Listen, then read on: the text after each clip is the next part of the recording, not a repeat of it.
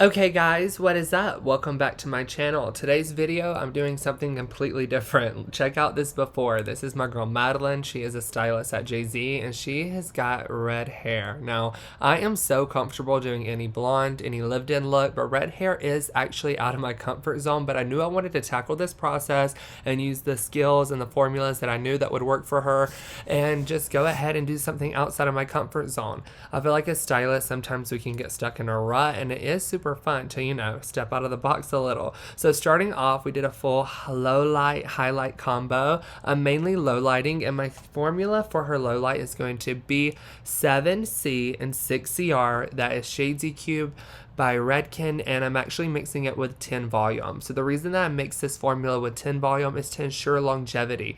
Now the Shades EQ developer would work fine. If you did use that, I would suggest using the gel developer because it is a thicker consistency and it is going to help you apply a lot better than the regular processing solution. The reason I'm using 10 volume, like I said, is honestly just so the color lasts a little bit. This is a great tip whenever you're doing low lights or an all over color. Mix in that 10 volume is going to give you a little bit more lift and a whole lot more deposit than the regular Shades EQ developer.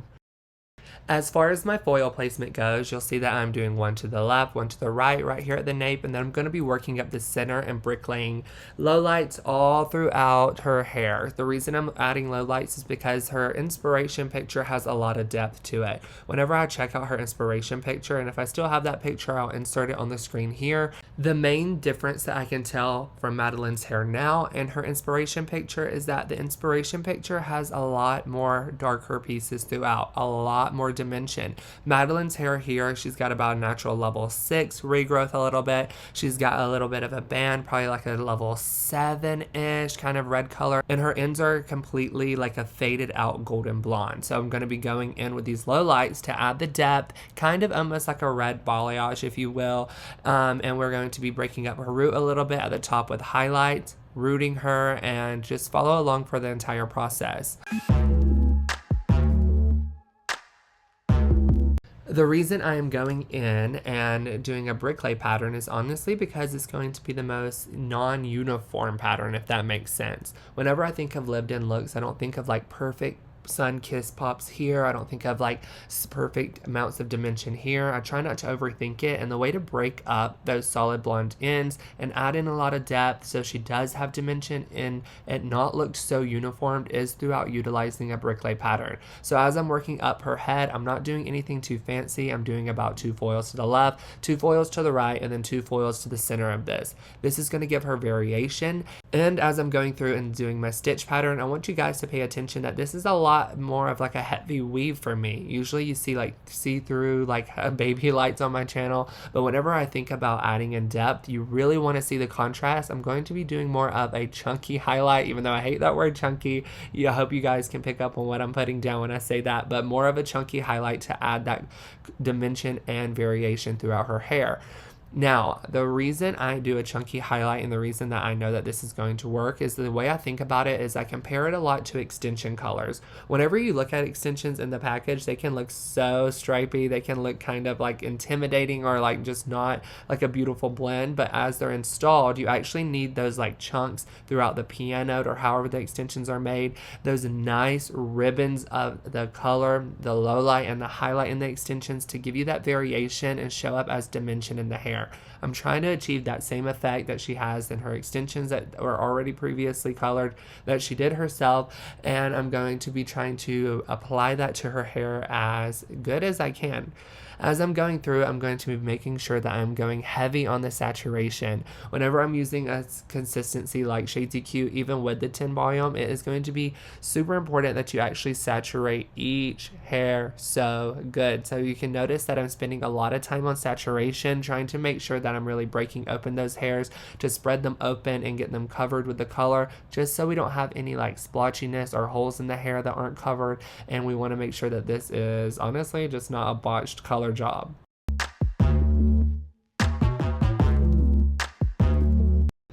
Diving in a little bit more about her formula. Like I said before, guys, I'm using 7C and 7CR. 7C is a level 7 copper, and 6 CR is a level 6 copper red. These are both beautiful red tones, and honestly, I love both of them. And the 6 and 7 is going mixed together is going to give me about a level 6.5. Now, I know Madeline's hair has been lightened previously a few times, and her porosity level is going to be really high. So I know there is a chance that this color can take a little bit darker or appear to be a little bit darker whenever after I've applied it to her hair. So that's why I'm going in the 6-7 family, because I know that it probably at the end will appear to be a little bit darker. And if I went in with like a 4-5, kind of like the inspiration picture, I know that her hair just would not turn out perfecto. Now that I'm at the top of the back, all I have done is continued that same bricklay pattern all the way to this last section. And this last section, I'm going to be mixing it up. I'm going to be adding in a lot of highlights, as you can see. I'm trying to not only knock through that red band, but also a little bit of her regrowth. By breaking through her regrowth, I'm going to get a nice and blended routage. It's not going to be like a stark line. I'm going to be breaking up her regrowth with this, like I was saying. So whenever I root it, everything blends all nice. The formula that I am using is Goldwell Oxycure 20 volume and a 16th ounce of Olaplex. The Olaplex is like our insurance, guys. Oxycure does not have a bond builder built inside of it, so I always like to add one. Olaplex is my go-to bond builder because I have never had any issues with it in the past, and it is going to be helping repair those bonds and the hair as I am lifting it.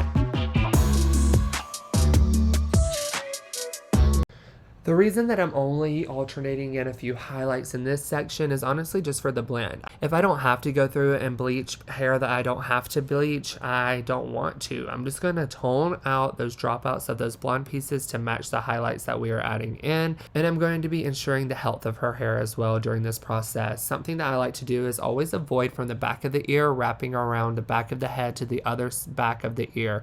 That is referred to as the dead zone a lot of the times whenever you are thinking about hair. And if you can keep that hair unbleached, untouched with any kind of like harsh color, it is going to ensure that the client's hair is going to stay really, really thick, since the majority of their density lies within that section that I'm talking about, the dead zone, basically the back of the head. If you can keep that hair healthy, the rest of the hair is going to feel nice, thick, and healthy as well.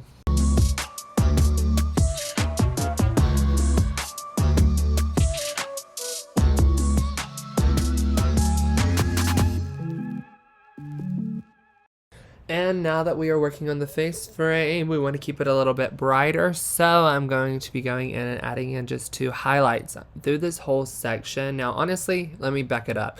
I don't do a lot of fancy partings. Like I said in the beginning of this video, what I usually do is carve out from the back of the ear towards the front of the hairline, and whenever I'm starting to work in the front, I'm going to be sectioning it a lot like this 90% of the time whenever I'm doing hair.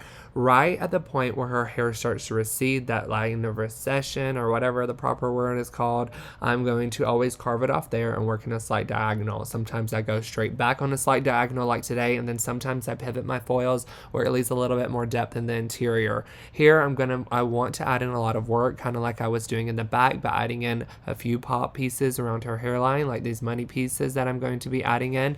But also I want to add in a lot of depth with that low light, so I'm just going to be working on a straight diagonal back. The reason that I love this is because honestly it works with the head shape. I feel like everything comes to a natural fall and lays really pretty. It doesn't look too uniform like I was describing to the back, and I feel like it is just all around the best way to tackle this area. And not only do I feel like I can tackle this area and this section really fast by doing this sectioning, but I also feel like it's really easy whenever clients come in for maintenance. I know just to go in a slight diagonal all the way back or pivot my foils.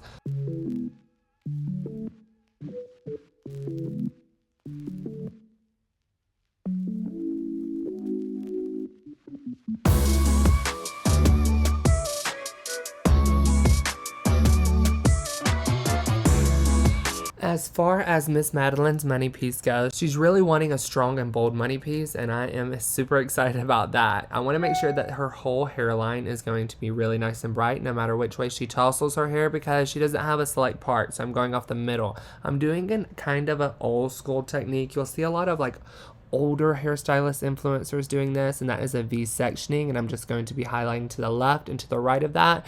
And when I say old school hairstylist, no shade, like I still do this. It's a great old technique, but the reason I'm doing this is honestly she can tousle her hair any which way and it's going to be nice and bright. And then I'm going to be working in the center of that V where it comes to a point and working my way straight back before tackling the mohawk section.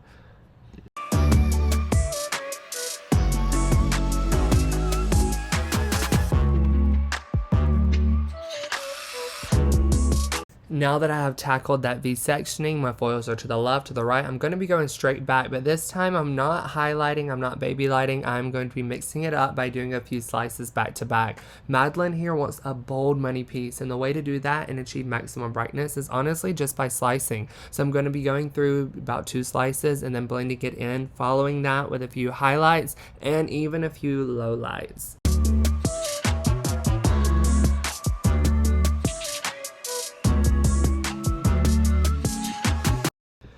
Honestly, whenever it comes to the hairline or money piece, pop piece, whatever you want to call it, I want it to be super bold like I was saying, and I would rather over foil and have to tone it down at the ball than to it not be bright enough.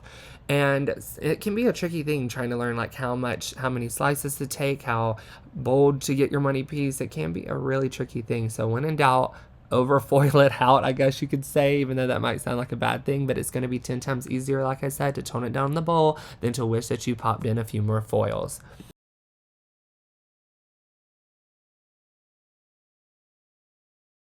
I bet you guys can't guess what we're doing. Yep, we're doing the same thing that we were doing in the back. We're alternating a few lowlights to add in that depth, break up those blonde ends, in with a few highlights to break up that routage and that banding, just so everything can be really nice and blendy.